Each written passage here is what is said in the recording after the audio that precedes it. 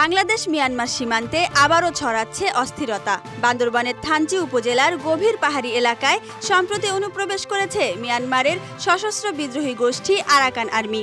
সীমান্তবর্তী গ্রামগুলোতে দেখা দিয়েছে উদ্বেগ আর আতঙ্ক ছড়িয়ে পড়েছে সাধারণ মানুষের মধ্যে।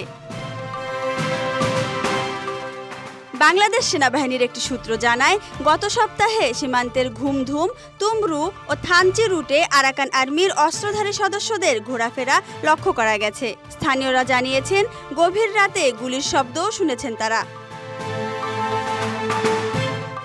প্রসঙ্গত, মিয়ানমারের রাখাইন রাজ্যে সামরিক জান্তা এবং আরাকান আর্মির মধ্যে যুদ্ধ জোরদার হয়েছে। এই সংঘাতে সামরিক বাহিনীর অনেক ঘাঁটি দখল করে নিয়েছে আরাকান আর্মি। ফলে তারা পালিয়ে আসছে সীমান্ত ঘেঁষা এলাকায়।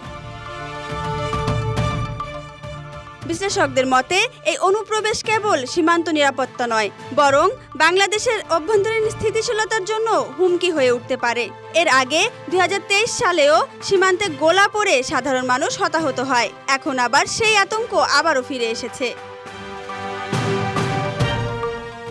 বাংলাদেশ সীমান্তরক্ষী বাহিনী বিজিবি জানিয়েছে, সীমান্তে নজরদারি আরও জোরদার করা হয়েছে। থানচি ও আশেপাশের এলাকাগুলোতে অতিরিক্ত টহল বাড়ানো হয়েছে। তবে এখন পর্যন্ত সরাসরি কোনো সংঘর্ষের খবর পাওয়া যায়নি।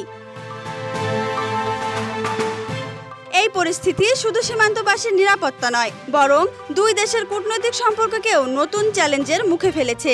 বাংলাদেশ সরকার কূটনৈতিকভাবে বিষয়টি মোকাবেলার চেষ্টা করছে, তবে বাস্তবতা হলো বাংলাদেশ সীমান্ত এখন আগের চেয়ে অনেক বেশি অনিরাপদ।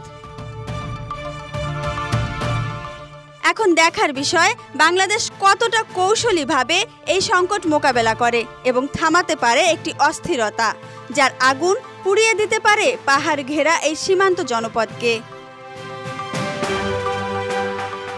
Dhaka express desk report.